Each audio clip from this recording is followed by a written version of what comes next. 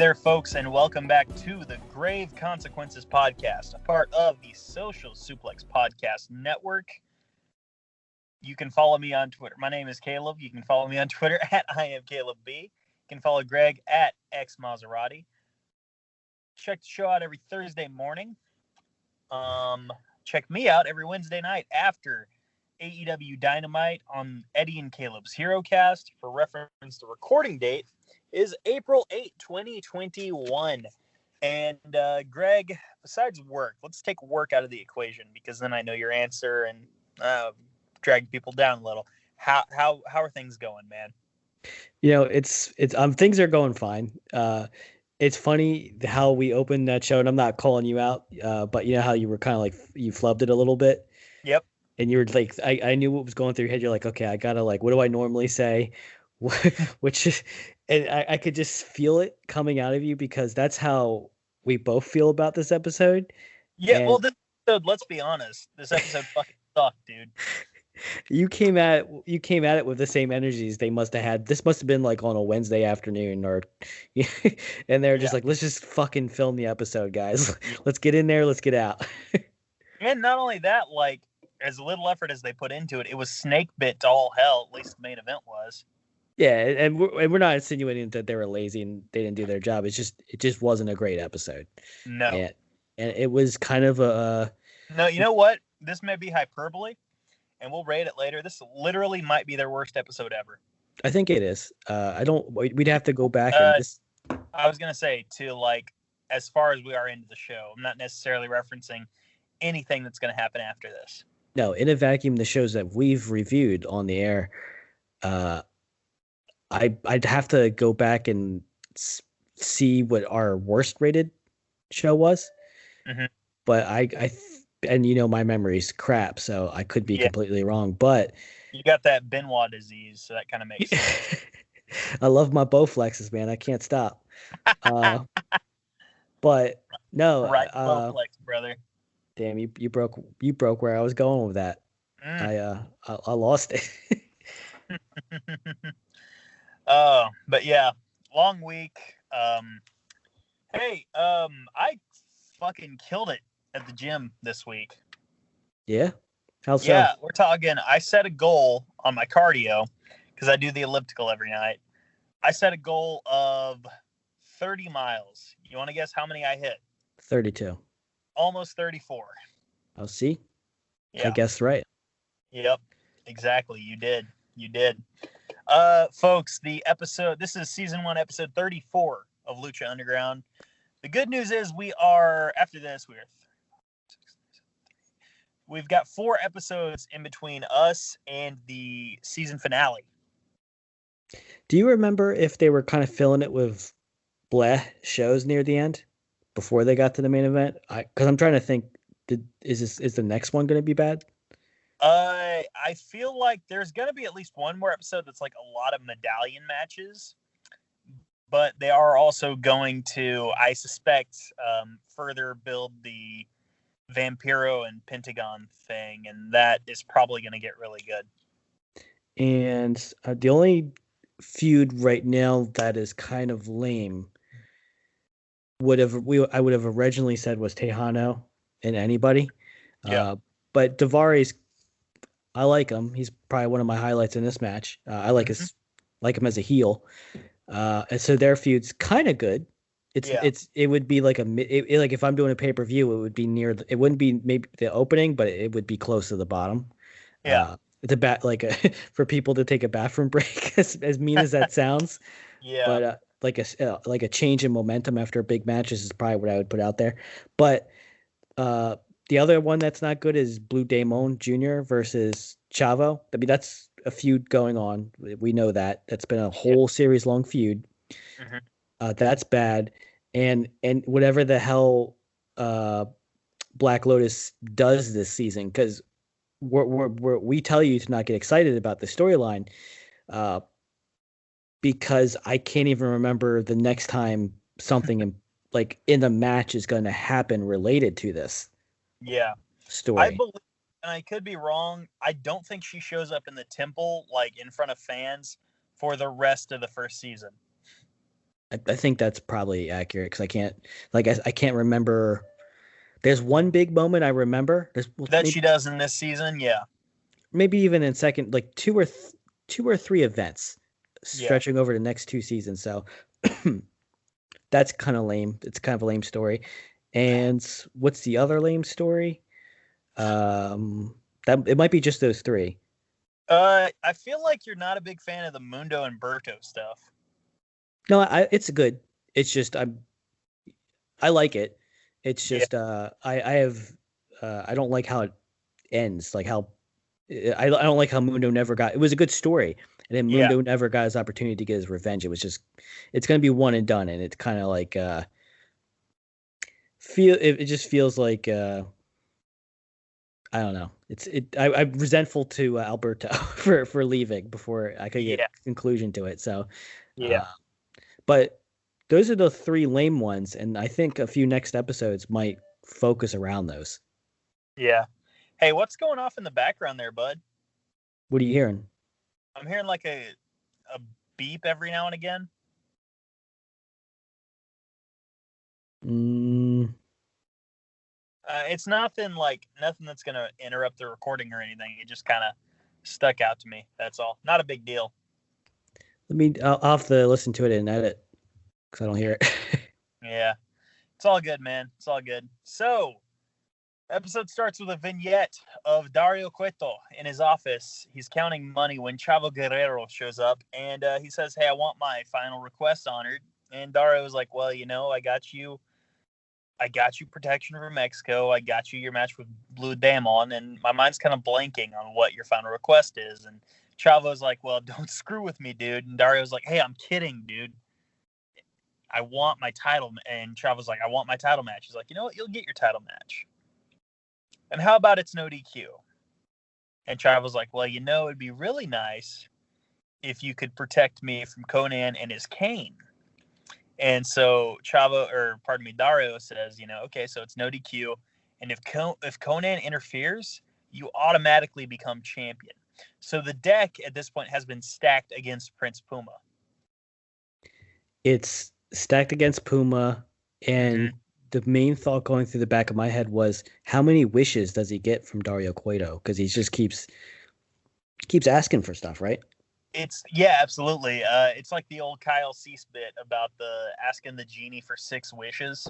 Because like everyone and their mother will see a genie and they'll be like, infinity wishes, and the void.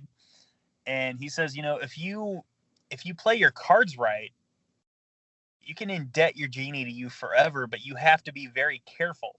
You can't ask for infinity wishes off the bat. You have to ask for 6. And like the first 4 or 5 go towards the genie. You're like, I want to take you to dinner. The genie's like, well, okay, that's cool. He's like, and wish number 2, I want to give you a pet fish, genie. Anyway, a bunch of wishes. He does the 5th one, and then the genie's like, "Oh my god, this is great, dude. What's your final wish?" And the guy goes, "Infinity wishes." Great stuff. Great stuff. Kyle Cease told it better than me, though. I'll be completely honest with you. Mexican Dubweiser played us in again, so no Los Rayo box. That tells me this is a new set of tapings, for what it's worth. Well, they did change clothes. Wait, are you theorizing that they use the same house band and just change their name and their clothes each time? No, I'm insinuating that they were repeatedly changing their clothes, the announcers, to make it seem like it's a new episode. Fair enough. Fair enough. Let's see here. Oh, first match of the night, Tejano versus Delavar Davari. I noticed when Delavar was in the ring, the crowd was chanting, the believers were chanting Golden Shower. Yes, and I was going to ask you, is it okay if we name this one Guerrero's in Golden Showers? Absolutely, dude. Yes. Okay, we'll do that. I love that. I will endorse just about any name you could give this show. Well, not any name, but Oh yeah, we'll go through a what do you call it, a editing process to make sure we don't make any mistakes. Mm-hmm. Absolutely. And you may not like him, but Tejano is really over with the believers. He's over. I think they just got like a really good crowd that will just go nuts for whoever they say is the good guy. Yeah. Or like anytime like any kind of other media makes fun of wrestling fans and makes us look stupid, like, oh, he's the outsider, we hate him, or that's these kind of fans right here, which are perfect if you're televising your show. No Yeah. smart marks take over your show. Mm-hmm. Fair enough. Fair enough. At one point, Daivari gets manhandled by Tejano.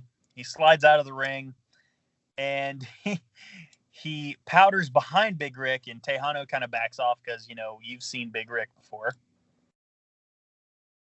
Once or twice. Oh, what's that now? Once or twice. Yeah, absolutely. Vampiro refers to Daivari as Daivari Jabroni. So what a way to get the heel over. He does switch here, doesn't he? Mm-hmm. Yeah.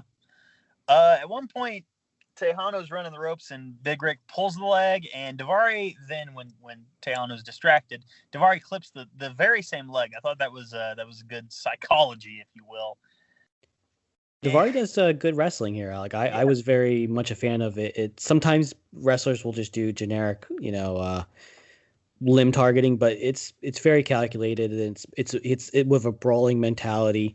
So like even if you got into a fight with Daivari, like even if you're bigger than him, he fights so dirty that he can get the upper hand, it's good to not just have chicken shit heels sometimes. I agree. It's nice to have heels that are like, okay, yeah, they're not the best, but they can fuck you up. Yep. Let's see. Yeah. At one point, Big Rick, to distract Tejano, takes the bull rope out of the corner, and that distracts Tejano. Let me ask, have you seen the movie Pootie Tang before? Of course I've seen Pootie Tang. Okay. Sadate. Sadate. Call me down on the panty sty. I was wondering if, hypothetically, maybe that bull rope to Tejano is kind of like the belt to Pootie Tang, and that like the power isn't necessarily in the belt, but in who holds the belt. So like maybe if Big Rick tried to use it, it wouldn't be that effective. But when Tejano uses it, it's killer, I think that's a very plausible theory. I don't think they go that route, but they should have. They in this environment where there's gods, yes, you can definitely do like a thing like where, if he like Samson, I think it is, where if his hair gets cut, he loses his powers. Yeah. It's only going to get, as you watch this show, this kind of stuff gets more and more plausible. Like you'll accept it. Like you won't even question it. What I was going to say is Tejano, when I watched this, I had very big Triple H vibes. Like he was going for, he had the knee pads, he had the wrapped wrists, I think too. Mm-hmm. Does Tejano have the wrapped wrists? I believe so. Yeah. Yeah, and then he uses the bull rope as like the sledgehammer. Yes, there we go. And a lot of when Tejano is being a heel and he's doing any limb targeting, it always reminded me of how Triple H did it. Yeah. So, and which is a compliment. Yeah. Yeah, Triple H is a solid B+. I think you're good. I think you're good on your theory, bro, because that's very close to how he treats his. I think people take it away and he will lose, like as a distraction. But yeah, you could interpret that as like losing his powers. Yeah. See, no, I'm saying like that's definitely the way they should have gone, where like not like the belt has power itself so much as Tejano has the power and uses his power with the belt, Yeah, like a He-Man with the Sword of Eternia. Yes, whatever that means. Old people will get it. Yes, you olds will get it. Tejano thrust kicks Big Rick when he's on the apron, and then he immediately powerbombs Daivari, and he gets the win. So Tejano got the win. Hopefully, and I think it is, hopefully the feud's over. I don't think so. I know there's maybe not all three of them together, but there might be some crossing of a feud. Yeah. There was a nice power bomb though. I'll say that. Yeah. Yes, absolutely. And when he super kicked, Vampiro was saying a lot of crazy shit. Like one of my favorite things was, Rick needs to turn all the way around to see the ring because he would kept running with the right side of his face Yeah. facing the ring, but that was the eye patch. Yes. And then when he got super kicked, Vampiro was like, "Yep, super kick to Rick's blind side." Yeah, which makes sense. It's a He good. didn't seem like Daivari or Rick. Yeah, it's kind of weird, but no, I thought it was good. A good storytelling measure to have Tejano kick him in the blind side. And it was. Did you hear the chant from the fans that were chanting, "You have no friends"? Yes, I do remember that. Yeah. That was great. I want people to chant that more at wrestlers. Yeah. Yeah. So at some point between now and the beginning of the show, Conan got the intel that the match tonight is no DQ with Conan not able to interfere, blah, blah, blah. And Conan's like, hey, the deck's stacked against you. Ain't no thing. Whatever. Katrina shows up and basically says, like, hey, you know, if you win tonight, Mil Muertes is going to destroy you because he's going to destroy anyone that stays between him and the title. His title is what Katrina says. So she's already very possessive over something they don't rightfully own. Well, in her justification, she does rightfully own it. I mean, in what? Like, Mil Muertes was in Aztec Warfare and he didn't win. He's more powerful now, though. That's no excuse. Let's see here. Oh, Conan is talking to someone and he says, like, hey, I'm going to keep it 100. I had to hide their channel from my YouTube recently. Really? I used to, yeah, because they're just going down they're becoming like the cliche, like anti AEW guys. Oh, they're anti AEW? I would have figured they would have been anti WWE. They're kind of both. But it's him and Disco, right? Yeah, Disco's like, and sometimes they're right about things like, because they've had some misses recently. Yeah. But they're just like, oh, they're not a ratings draw. They're failing. And it's like, guys, wrestling is not drawing ratings just in general. No, wrestling isn't a draw anymore because people realize life is too short to worry about fake fighting. By the way, listen to our podcast every week where we talk about fake fighting. Mm-hmm. You have time for that. Absolutely. So Conan said, he's like, hey, like, you know, Chavo's got the crew and we kind of need some help. So maybe you could help us out. Again, we don't see who this is that he's talking to. I assumed Blue Damon, but, you know, we'll see. And that does play into what comes along. Absolutely. Yeah, this was a good one episode story arc in that regard. In that, like, you know, you did have one plot that was connected throughout multiple segments in the show. It's a shame because it like we were saying earlier, it's not like they didn't try. Yeah. But it just doesn't land. And it actually is a good story. It's just the match with wrestling. People are always like, oh, story's not important or story's important. It's not 100%. Keeping it going back to the keeping it 100, but it's not 100% one or the other. But you can't have a great story and then have a lousy match, and that's where we're going to get a lousy match out of this one story. And you can't just have good wrestling without a story. It's like it's one of those, like you mentioned, great story with a lousy match. Prime example would be the Big Show versus the Authority storyline from 2013. In that was legitimately one of the best angles they've ever done. And it capped off with a lousy Randy Orton versus Big Show match at Survivor Series that year. Yeah, see, that's the thing is like this could, if you put like a greater match in here and a greater final up match in this storyline, I'd care. But it's hard to care when I know what's going to happen. It's just lousy. Yeah, I agree. So next up, we have a match between Hernandez and Drago. And Hernandez pushes Drago down when they go face to face. He turns around. He does his little swagger walk that he does that's cool as all get out. And Drago pulls himself back up. This might have been the best match. I disagree because it was too short. This was more about story. Oh, at one point, Stryker mentions, he's like, hey, Hernandez has won like 20 titles, and Vampiro's like, name them, which, why would you do that? Like, that puts you in a weird position. We already refer to TNA in this show. They refer to TNA basically as a joke. They never refer to it by name.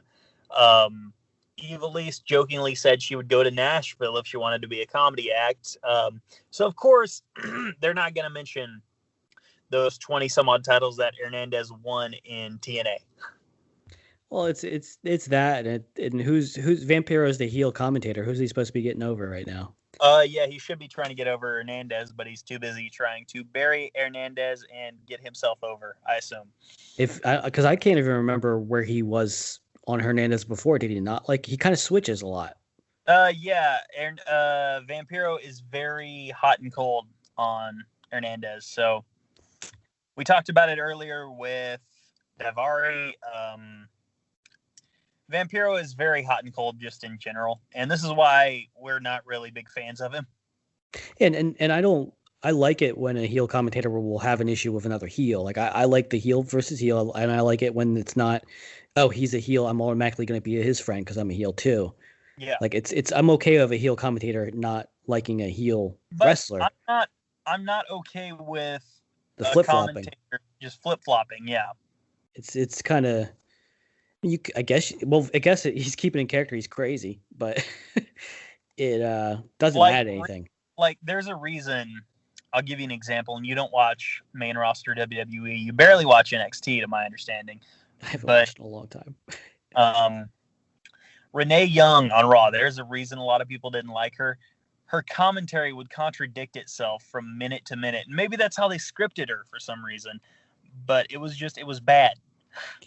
Yeah, it's if it's like someone does something super dastardly that not even the heel announcer, you wanted to get it over as the worst thing ever. Like, you want to give him heat, yeah, make him flip and put down the heel, like, oh, that he's gone too far this time. That's fine, stuff like that.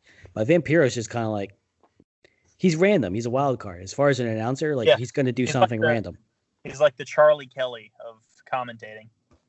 Yeah, very much so. Like, he cut the brakes, bitches. I actually like Stryker. He's already gotten better. Yeah, remember, absolutely. We were very critical of him in the beginning. I can't remember the last time we were, besides nitpicking stuff like we do. Yeah. No, Stryker, and we mentioned it. I mentioned it anyway. I put it over. Like, the last few minutes of All Night Long, he was amazing. He's good. Yeah, that Stryker's good. I would give me him and Excalibur on an announcement table. I'd be all right. Mm-hmm. That'd be fine. Yeah, absolutely. So at one point, Hernandez and Drago are battling on the outside. Hernandez hits a border toss on the apron. Hernandez then grabs a Mark by the throat and takes the belt off of him. And he scares the crap out of this plant. Beats the crap out of Drago with the belt. Tries to, like, hang him by the ropes, right?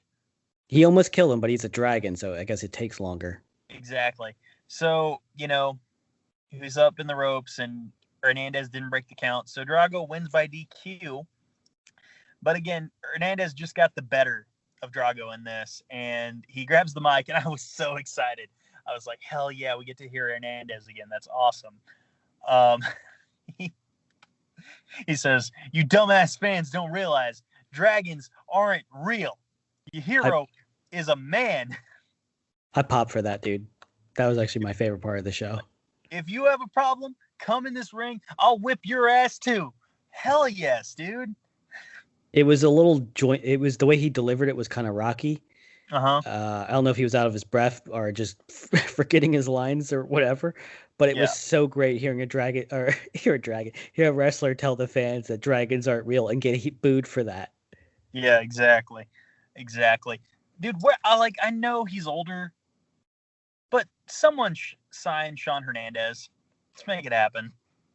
You could use him. I mean, unfortunately, I think some people are drafting too many people, but I'm trying to think where I would like him in anything. But I will put it this way. If we do the Social Suplex fantasy draft, he's probably going to be a late rounder for Grave Consequences. Just saying. We're going to have to talk about how that draft works, because if we can just name any wrestler, then... Well, the way I remember it, it's like they do have to be active. So we have to make sure he's active. That's it. Yeah. But if he meets the qualifications, in my opinion, I'll say it right here, he'd be a late rounder, like maybe a Mr. Irrelevant last round pick, that sort of thing. How are we create? Is this like a fantasy thing? Like we get points for their wins or their stars? Like how's this No, work? this is entirely just a for fun draft. Oh, okay. Then yeah, that's fine. Yeah, that's fine. Drafting a roster, and I think a lot of people are going to try to put a card together. Oh, they did do that last time, didn't they? Yeah. Yeah. That's when Keeping a Strong Style cheated. I don't remember if you remember that. Because they tried to pick like a bunch of dudes and they didn't pick a tag team. No, they were like picking the same matches. Oh, that's funny. Yeah. So, did you have anything else before I went on to the next match? Before I ruin the next bit, no, I'm good. Okay. Berto versus Marty the Moth. Far be it, it doesn't surprise me that Berto has no scruples about beating up a crazy man who Vampiro has implied might be Regal. Yeah. Who's Regal? Alberto? No, Marty. Marty. Regal being a substitute for something else that you're not supposed to say. I actually didn't get that. I used it last week or 3 days ago, dude. Oh, you're already going way past my normal memory. Fair enough. By 2 days. Enough. Yeah. Just text it to me later, I guess. Sure enough. Absolutely. But this match was just a minute long. It took Alberto a minute to lock on the arm breaker, and it took Marty like 5 seconds to tap. And Alberto then grabs a mic, and he basically says he's going to fuck Johnny's shit. But, It's good. I like this actually was enhanced by my impression of Alberto now. I could totally see him beating up someone that's mentally challenged. Mm-hmm. And Marty's new, so he didn't lose anything from losing to their top draw. No. Plus Marty at this point, like, he's a born loser. He hasn't won a match yet, dude. He's had some good spots. Yeah. And I've liked he looks good in the ring fighting these guys, but yeah, he's kind of the joke right now character. Absolutely. So it's perfectly passable, but for me, I don't know if you feel the same way, but Alberto's moves, he just doesn't seem like very. It's kind of like if I could do the same sequence if my finisher was a reverse chin lock. Okay. You know what I mean? Like his moves don't have much. They just feel like they could be anything else. Yeah. No, I get you. You. Do you get? It just feels very replaceable, like with anything. Like I expendable. I don't know. It just seems like a creator wrestler. Like, okay, well, I'll give him these moves now, and it would look the same.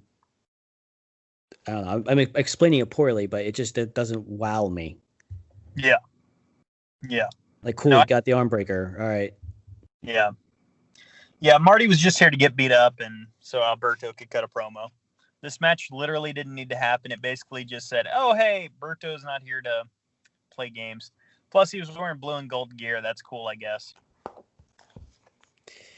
It was kind of cool gear, but I don't even know if he wears this again. Yeah. Oh, man. That could be the name of our show, Cool Gear. Of this episode, Cool Gear? No, when we fantasy book the show. Yeah, we can do that. They won't steal this because they don't listen to our show. They don't, because they're pieces of shit.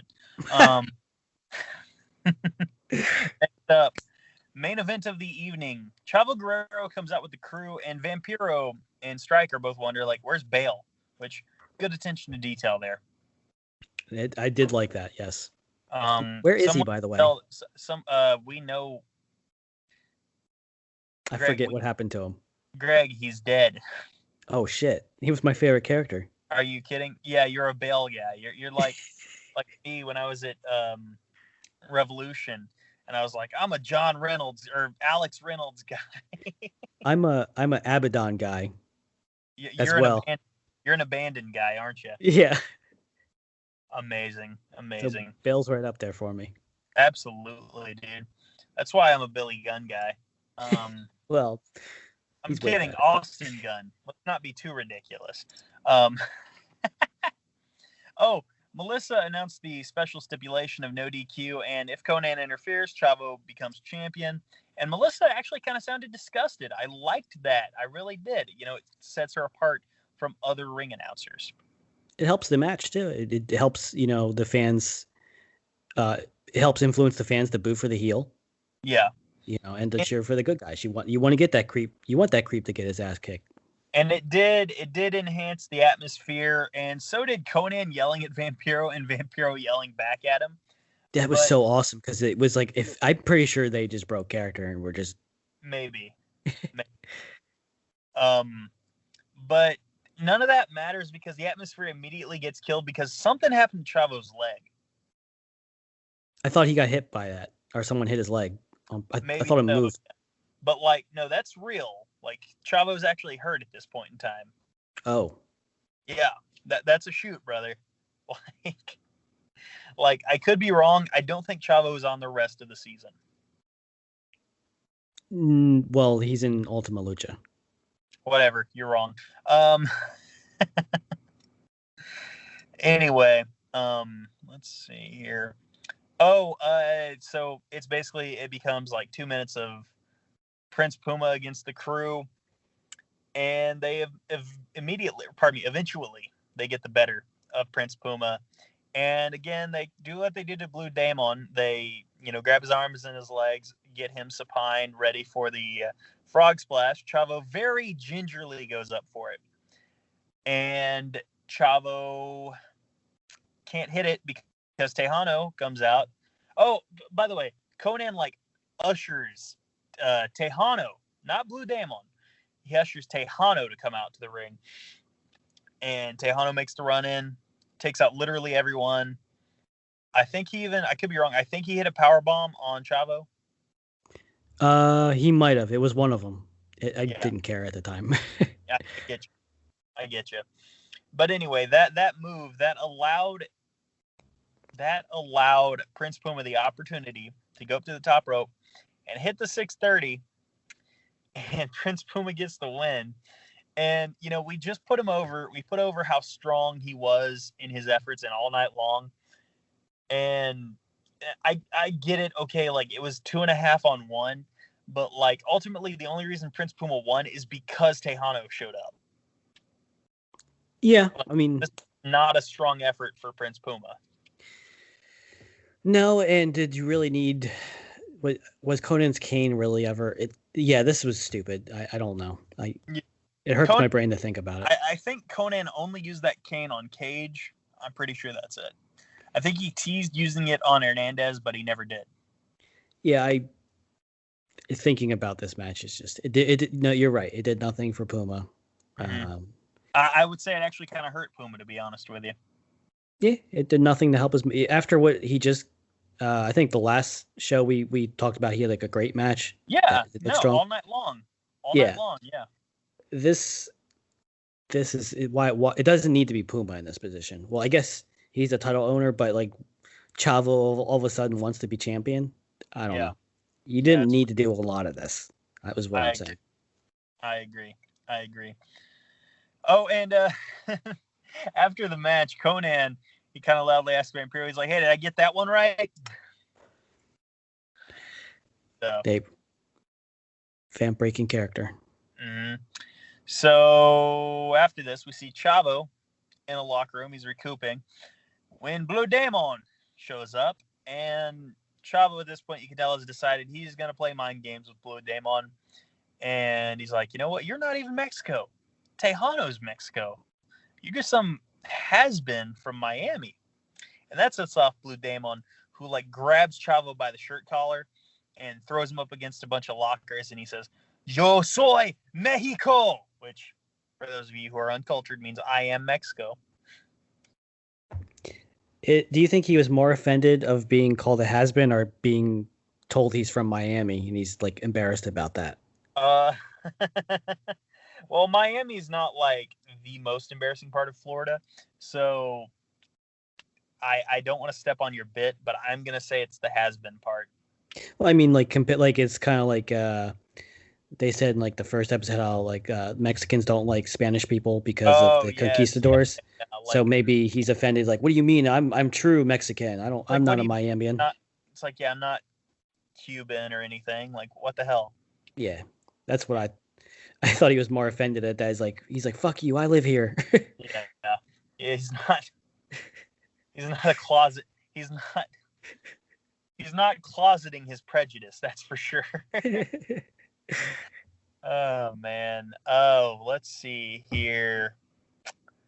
Oh, and after Blow Daemon goes off, Chavo has a smile on his face, and yeah, plan has seemingly worked so far. Congratulations to Chapa for his plan. I'm sure it'll pay off in the long run. I'm sure it will pay off very well, and definitely be a linchpin in the series arc. Yeah. 5 out of 10. Oh wait, we don't do 1 to 10 ratings anymore. D. Yeah, I was gonna say let's wrap this up because that's a D. Yeah. I'd give it an F, but like there was effort. Yeah, exactly. And there could have been a good show in some of the fragments. Actually, I'm not gonna give it a D. I'm gonna give it D's. Hey-o. It's worse. Folks, we are gonna get out of here. I've actually got NXT to watch on this April 8th. Hopefully, Karrion Kross wins back the belt, and James Boyd can get upset about it.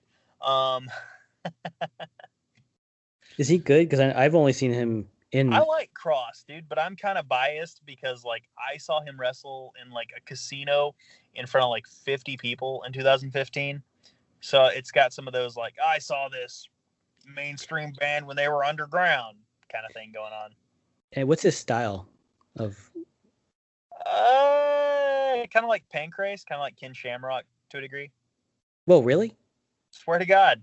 That's awesome. Yeah, I think you might like him, Greg. You should check it out. We'll have to. I'll have to figure out a way to watch it then. You don't have the cock? No. Oh wait, no, I definitely don't have that. Why don't you have the cock? How much does that cost? It's like $10 a month for ad free, but $5 if you want the ad based program. So does the WWE network no longer work at all? It does not.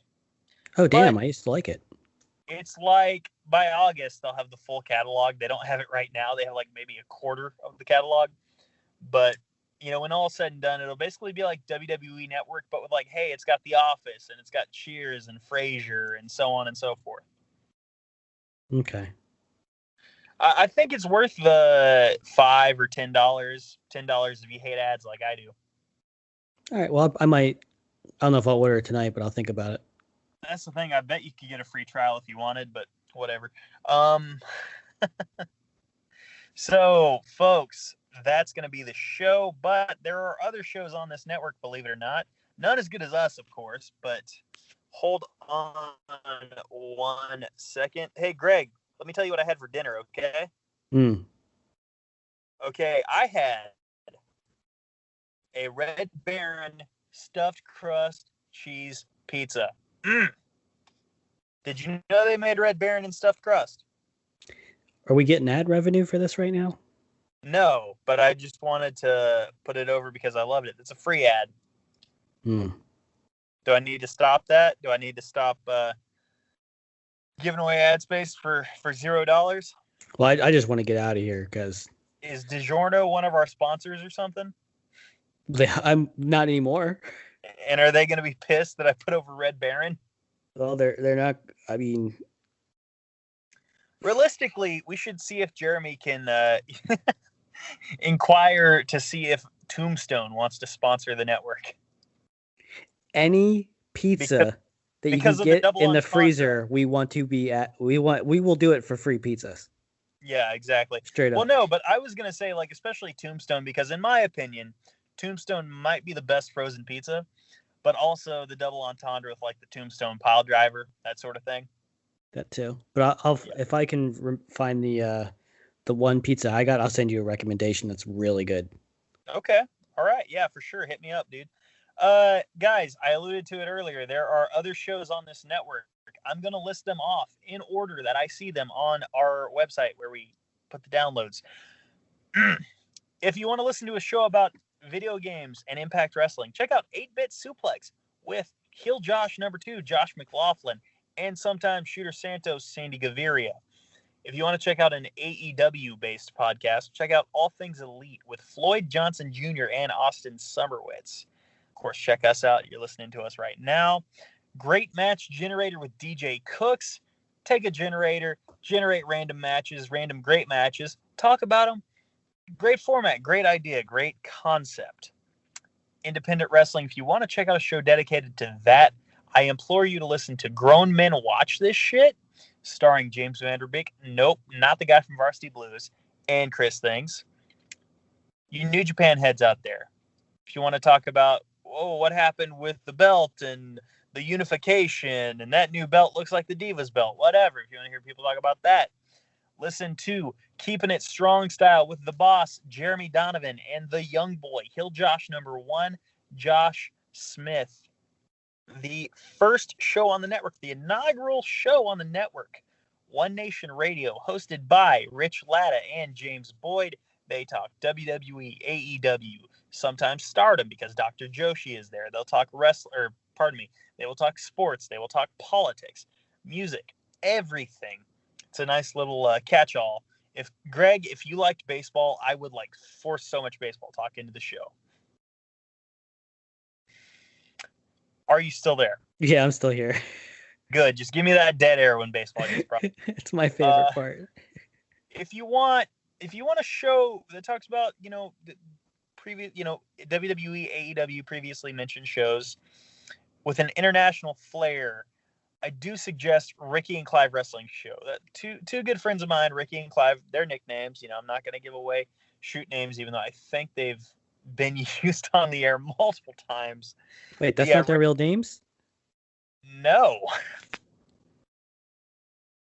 Sorry to subvert your expectation there, but no. Is anything in wrestling real? No, absolutely not. And neither is Chris Benoit. He's a figment of our imagination. The Ricky and Clive Wrestling Show, that's the last show I mentioned.